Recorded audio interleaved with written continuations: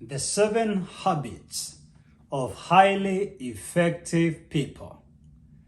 I want to break down and summarize the gems of wisdom from Stephen Covey. These 7 habits have been tested and proven in every area of life and industry. You want to be a highly effective person? Habit 1, take initiative. And the key word here is start. Take baby steps. Don't wait until you get full clarity. You've got to exercise your faith. Your life will never become better by chance, but by change. Don't expect anyone to fix your life. Don't expect anyone to help you. Don't wait for anyone to cheer you up and to tell you that you can make it. Don't wait for external motivation. Take initiative. Look, things don't have to be clear for you to get going. 20 years from now, you will not regret what you tried and failed. You will regret what you never started. This life is not for smarters, but starters. Take initiative. The dots will connect somewhere along the way, but nothing works and nothing moves until you move. Habit 2 of highly effective people. Envision the life you want. And the key word here is goals.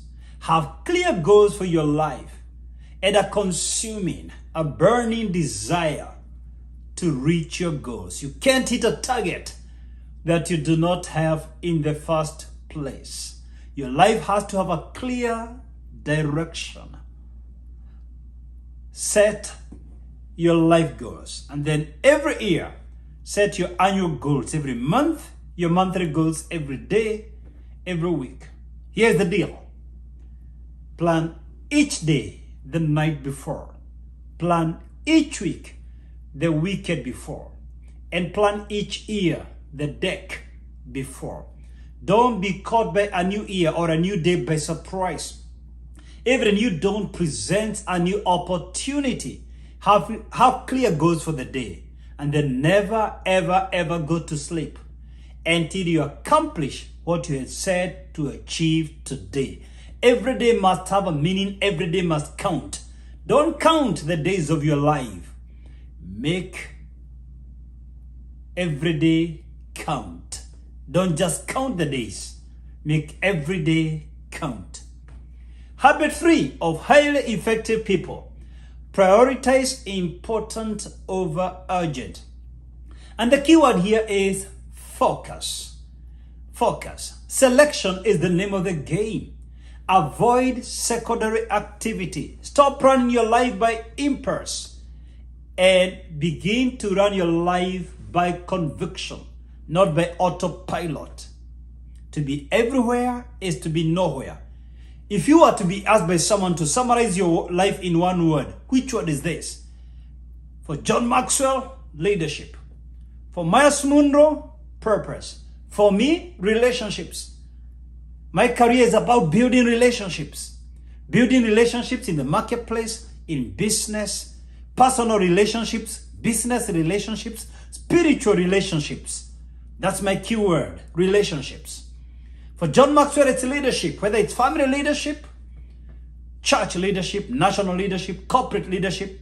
For Myles Munroe, helping people to discover their purpose. Purpose drove him. So he focused on purpose in marriage, purpose in the marketplace, purpose in the church world. So you've got to focus. Don't scatter your energy and your efforts and your time. Look, don't start 2 businesses at the same time. Once one business completely succeeds and develops its own life, it has its own employees, it doesn't need you to operate. Only then do you qualify to launch another business. But at the initial stages of any business, give it your all. Learn to say no to many tempting things so that you can focus your energy, your resources, your emotions, your money, your time, your thought processes into this one thing. The Apostle Paul writes in Philippians 3:13, this one thing I do. Every great person focused. Habit 4 of highly effective people: seek mutual benefits. And the key word here is value. Add value to people. The overwhelming majority of people pursue money. Regrettably, they never get it. You must never pursue money. Never chase money. Seek to add value. Tangible, quantifiable value in the lives of others. Whether they are colleague employees or whether they are your employees or business partners. You will not go so far if you try to use people, to misuse people, to abuse people. You will go far if you try to add tangible value in the lives of others. It doesn't matter the discipline. In the political world, we recognize Nelson Mandela for adding value to South Africans. In civil rights, we recognize Mahatma Gandhi and Martin Luther King Jr. for adding value to the cause of justice. In the world of business, we recognize Bill Gates for tangible value. To date, I still use Microsoft. We recognize Mark Zuckerberg for Facebook because it helped us to connect. If you solve real existential problems, not superficial, not imaginary, not tangential problems, real problems in the human society, money will follow you. Money is a byproduct of solving people's real problems, adding value to people. Let everyone in your circles grow as you grow. Let them share in the cake. Let them have shares in your enterprise. Habit number 5 of highly effective people: listen and understand the other first. And the key word here is relationships. Learn to listen. Don't listen to reply. Listen to understand. Seek to understand before being understood. Average people seek to be understood. Highly effective people seek to understand. They want to hear the other person's perspective, worldview, frame of reference. A lot of businesses closed down simply because the proprietor could not listen to the employees. Keep your ear on the ground. Many politicians fail in their political career simply because their ear is not on the ground. Keep your ear on the ground. Listen. When you listen, you send a message to your colleagues, to your employees, to your partners. I care. Your opinion matters. You'll be surprised with how much you're going to learn from others. Habit 6 of highly effective people: collaborate to create possibilities. And the key word here is partnerships. Build strategic partnerships. One is too small a number for greatness. You've heard it said many times, your network is your net worth. And to a great extent, I agree with that saying. Because you are never meant to solve all your problems all by yourself. Life becomes so complicated when you are isolated. Isolation limits creativity. Isolation limits imagination. Isolation magnifies the problem. When we are together, it increases our faith. There is such a thing as a group faith. When we are together, we encourage each other. We inspire each other. We motivate each other. There is no challenge that is too big for all of us. And none of us is as smart as all of us.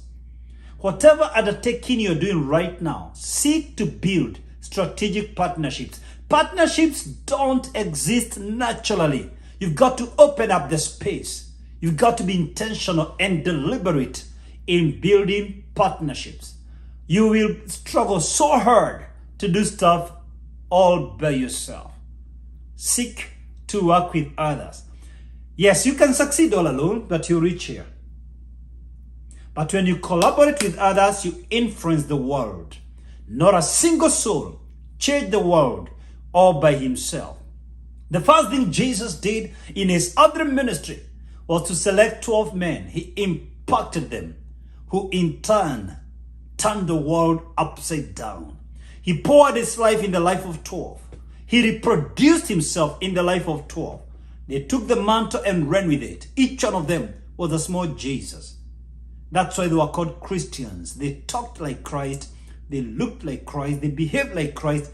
They were a duplicate, a clone of Christ. So whatever Jesus did, each one of them was doing in one corner of the world. A multiplier effect, an exponential growth happened. And today the followers of Jesus are more than 4 billion. That's the principle of network marketing. That's the principle of multiplication. Habit 7 of highly effective people. Practice self-renewal. And the keyword here is growth. At any given moment, you must be growing. Dr. K.N. Jacob version 2022 is far better than Dr. K.N. Jacob version 2010. I look at some books I wrote 10, 15 years ago, and I sympathize with myself. Why? I have outgrown the content. Hear me. You must be growing in 5 areas: in your attitudes, in your relationships, in your career, in your finances, in your health. That means if you are struggling to solve the same problems in your marriage, if you're solving the same problems you solved 10 years ago, your marriage is going through vicious cycles. There is no growth. If you're employed, you've been bypassing promotion, you're in the same position 3 years later, same salary, you've stagnated. You're mark timing. There is no growth in your career life. If in your business you're having the same income, the same customers, you have not expanded your customer base or branched out, you've not increased your bottom line, you've stagnated. God hates stagnation. God is a God of progress. And this is the challenge He's giving you today. Break camp and move forward and make progress. Stop going round through vicious cycles. And I believe this book will help you to break vicious cycles. Whether you're employed or in business, you don't need a job. We were created to work. We were created to be deployed, not employed. This is a very loaded book. It's available in Amazon. And I have a book I wrote to help you in your life journey. I call it My Life Journey. 10 powerful chapters to help you discover your God-given purpose and pursue your God-given purpose with precision. I actually do a program every August on helping people connect and pursue their God-given purpose every single year. Check out that program because it's transformational. Hey, if this video helped you, give me a comment. Please let me know what you learned. But more importantly, share this video with someone else. You never know whose life will change just because you shared this video. And if you want me to continue giving you quality content, if you want me to stay in the airwaves, please subscribe to my YouTube channel. That is the best way you can support me to continue giving you content. Please subscribe and hit the bell to get notified when I upload new videos. I upload new videos every week. You don't want to miss out on my latest videos. Thank you very much. I wish you the very best in your attitudes, in your relationships, in your career or business, in your finances, and in your health. These are the areas in which I coach executives. Thank you so much, and God bless you. Shalom.